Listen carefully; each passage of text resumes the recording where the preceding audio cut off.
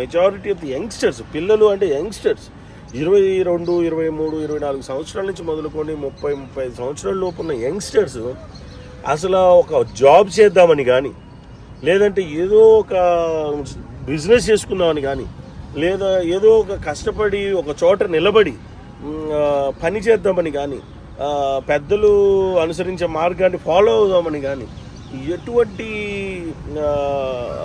ఆలోచన లేకుండా instant money ఇవాళే రావాలి, ఇవాళే ఒక ఐడియా రావాలి, రేపే డబ్బులు రావాలి, ఎల్లుండి ఒక స్థలం కొనాలి, లేదంటే ఒక ఇల్లు కొనాలి, లేదంటే ఒక కారు కొనాలి, లేదంటే ఒక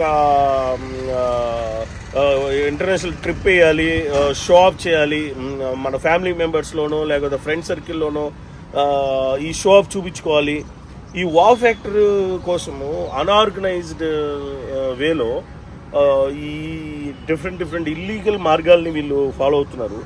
సో ఇది కనుక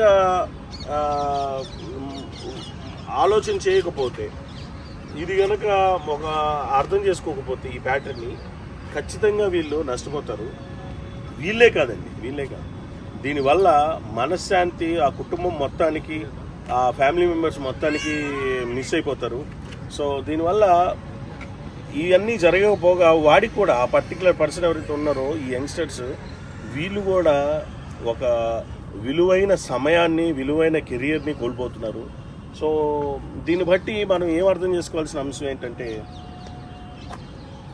ఏదైనా లీగల్గా ఈరోజు అవైలబిలిటీ ఉన్నటువంటి రకరకాల ఆపర్చునిటీస్ని మనము అర్థం చేసుకొని దాంట్లో రిస్క్ తక్కువ ఉండే ప్యాటర్న్స్ని మనం ఎంచుకొని ఆ మార్గాల్లో వెళ్ళి ఆ మార్గాల్లో డబ్బు సంపాదించుకోవాలి. అంతేగాని ఈ ఇల్లీగల్ ప్రాక్టీసెస్లో ఇన్స్టెంట్ మనీ కోసం ఇవాళే డబ్బులు రావాలి, రేపే డబ్బులు రావాలి, ఇవాళే ఇల్లు కొనాలి, రేపే స్థలం కొనాలి, రేపే కారు కొనాలి అనే ఒక ఒత్తిడిలో రకరకాల పెడమార్గాలు పడతా ఉన్నారు పిల్లలు.